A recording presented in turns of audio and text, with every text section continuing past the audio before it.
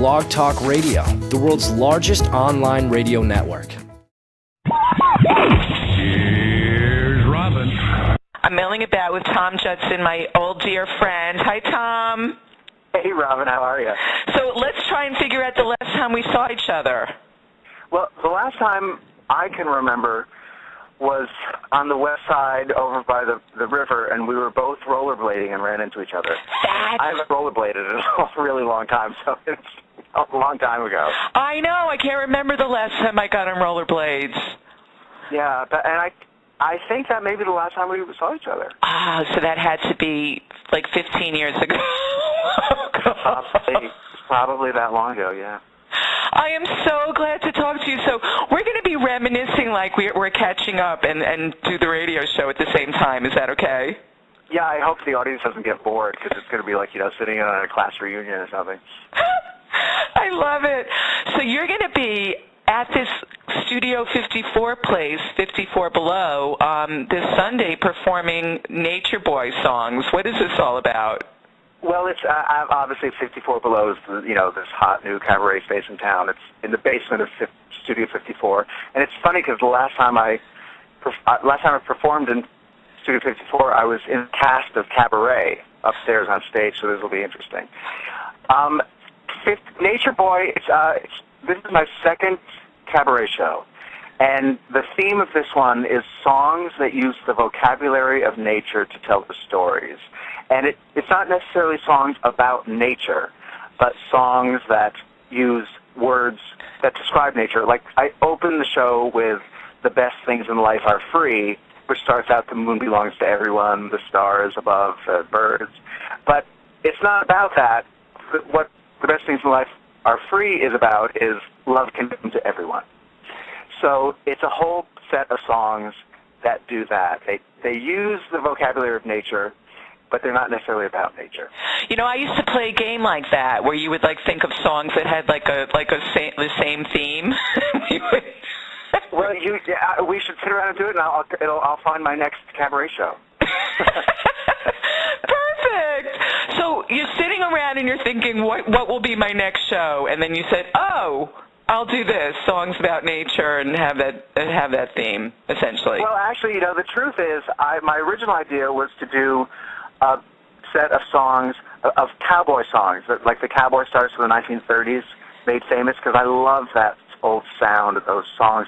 But when I started assembling a song list, I realized that they were too similar to, extend for an hour of a show. And from looking at those songs, that's where I got the idea from this. And there are still a couple of cowboy songs left in the show.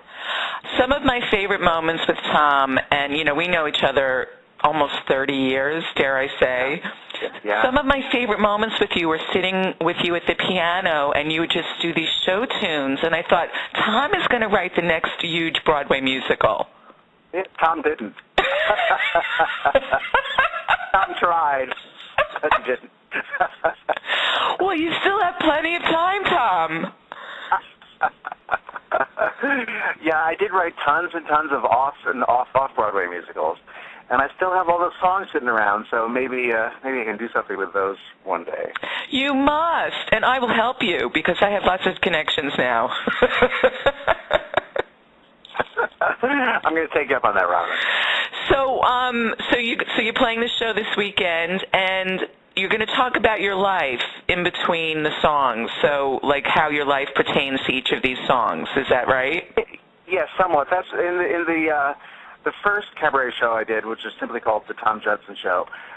I did the same thing. I just picked songs that I love to sing, and some of them have very personal relevance to me, and so I would explain why I love those songs and how they fit into my life. And then I tell a couple of stories, as I do in Nature Boy. Just tell personal stories, and then I sort of punctuate the story with a song. Like, one of my favorite moments in Nature Boy is I tell the story about, because I grew up on a corner of my grandparents' farm in the Hudson Valley, and I used to have to help bring in the hay in the summer. And so I tell the story about that, and then I sit down at the piano and I sing Mother Nature's Son from the White Album. Ah, the Beatles. Yeah, it's a nice moment, and I really I'm looking forward to it. Especially because a lot of my family's going to be there Sunday, and they haven't heard this story, so it'll be kind of interesting for them. Now, Tom, I have to back up here. I'm sitting getting my hair done by our mutual friend Alex, and oh, you're kidding. No, and he says to me, have you heard from Tom Judson? I said, no, I haven't. I don't know what happened to him. He said, oh, he's now a porn star. His name is Gus Maddox. And I almost fell off my chair. He had to pick me up. My jaw was on the ground. You know, I have to tell you, why is it that when granted, I went into porn in my mid-40s, so it was a little unusual. But even so, when people say, what are you doing now? I say, oh, I'm actually in porn. And they'd say, you are not. And I'm like thinking, is it because they can't believe that I would be a porn star? Yeah. They don't think I've got it in me? Well, obviously you do, because you became not only a porn star, but a famous porn star. You, won awards. Yeah, it was pretty crazy. Here, I'm 44 years old. I go into the business, and 2 years later, I win Porn Star of the Year. It was nuts. It was just crazy. Okay, so the big question, Tom, why? The big answer is two-part answer. One, because I was asked, and who could not be flattered at age 44? And the other reason was I stepped back and looked at it in a real pragmatic way, and I thought, even though everybody doesn't talk about it, everybody watches porn, especially in the gay world. And I thought, if I get a little visibility, you should fund me. A lot of visibility. I might be able to parlay this into something. And sure enough, I did. And it worked out way beyond my expectations in that respect. And then on top of it all, I had a great time doing it. I loved working in the industry, and it was really fun. And I made some great friends that I still have to this day. So it was all around a very successful 2 years.